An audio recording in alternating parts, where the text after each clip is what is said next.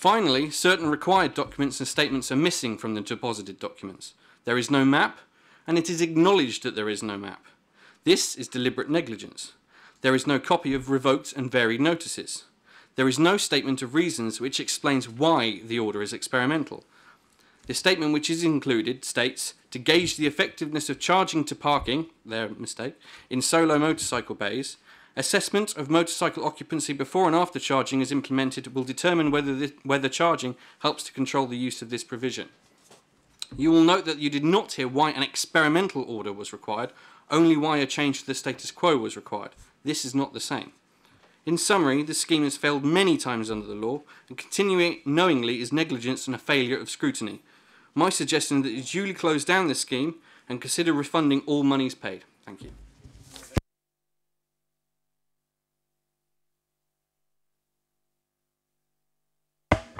Is Mr. Nick Brown next? Okay, thank you. Thank you, Madam Chairman. My name is Killian Clisman. I'm a resident here in Westminster, and thank you for giving me an opportunity to address the Scrutiny Committee. Having talked with numerous fellow residents, I've been asked to speak for them also. We do not support what is in fact simply a new motorcycle parking tax. It's unreasonable, and we would not support it anywhere in the country, and we do not support it in Westminster. Considering Westminster City Council's position as one of the leading councils in the UK, it is clear that if it is allowed to introduce this charge, it will only be a matter of time before every other local authority in London and then the UK introduce this new tax, and we will start to pay for to park powered two-wheelers in every part of the city. How can this possibly be perceived as beneficial to the residents of Westminster? Despite there being a promise of concessions for resident bike and scooter users, I feel certain that it will only be a matter of time before the planned resident concession is diluted to cover only our local parking zone, as was in the case with resident car parking. I believe that we residents who have motorcycles are being bribed to allow this tax to be pushed through, only to have to pay for it later when it has been accepted.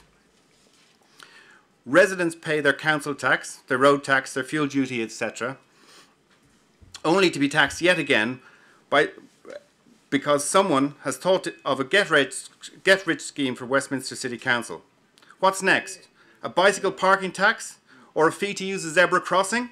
Sounds ludicrous. So did motorcycle charging. There is a negligible cost to the council unless you create an expense policing an unreasonable charging scheme. It looks like at least £5 million surplus will be generated in year one. That's £5 million that is no longer available to help stimulate the local economy because it's been diverted into Westminster's bank account. The profit has not been allocated to any specific or defined or identified need. When introduced, the charge was to be revenue neutral. Assuming this means making no revenue, what possible benefit is it then to the residents? No tax is the revenue neutral solution.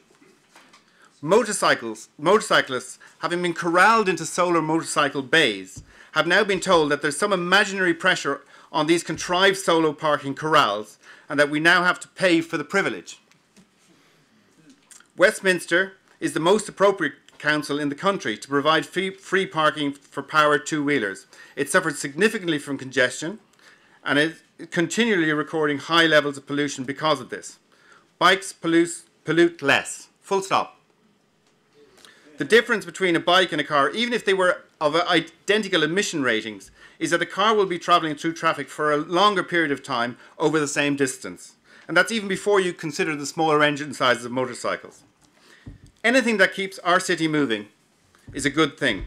Bikes are part of the solution and should be promoted by Westminster City Council.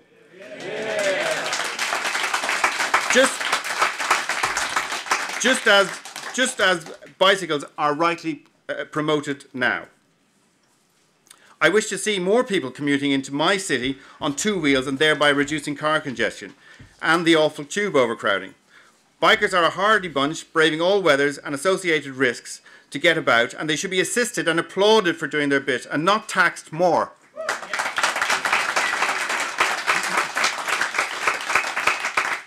Westminster like every other council in Britain, has managed motorcycle parking up to now from the existing taxes and PCNs. So I want you to abandon this unreasonable get-rich scheme. Doing so will be good for business. It'll be good for the traffic flow.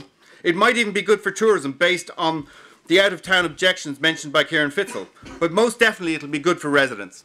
Thank you very much.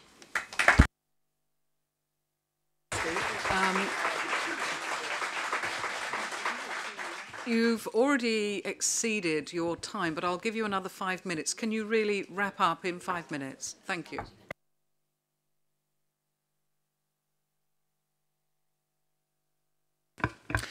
Good evening, ladies and gentlemen. My name is Nick Brown. I'm the General Secretary of Motorcycle Action Group, an organisation representing motorcyclists for over 35 years. I'm not a Westminster resident. I am a regular visitor to Westminster with business in Parliament and with the Department for Transport.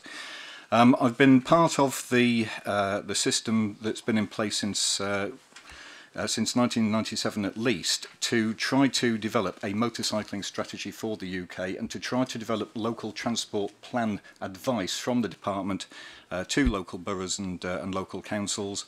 The challenge that we had is that motorcycles have effectively been ignored in transport policy for a number of years, in fact almost since the motorcycle was invented. We have a mode which is highly flexible, highly efficient, certainly efficient in land space take for parking, but also very vulnerable. What I have found in my time, in my career as a local authority officer working in the motorcycle industry and latterly representing motorcyclists, is that when councils start to take motorcycles seriously, when you start to give us the respect that we deserve, then our casualty rates start to come down because people are more aware of us. Obviously I'm rushing and I'm going to move on to the parking issue in Westminster itself.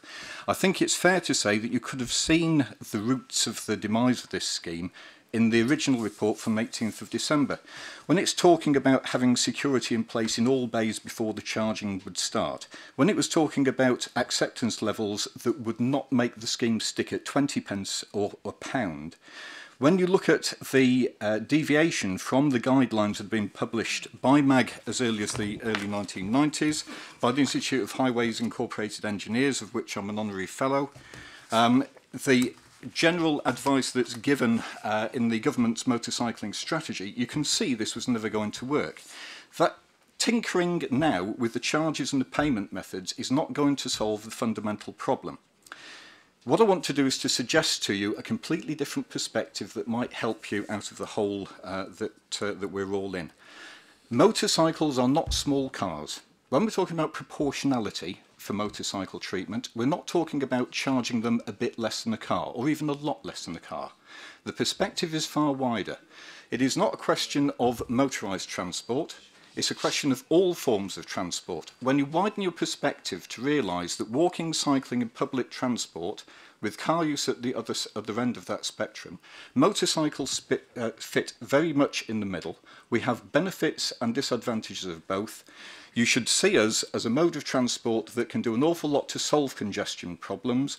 You should take into account the massive subsidies that are paid to pedestrian and cycling schemes. I speak as somebody who still earn a living promoting walking and cycling and putting in those schemes. And at the other end, the charges for cars. Now, if you make motorcycle parking free, you still have not invested in motorcycling anywhere near as much as you have walking and cycling. Therefore, you are still proportionate, and I submit to you that that is going to be a far better way forward if we want to cut congestion in the city. Thank you very much.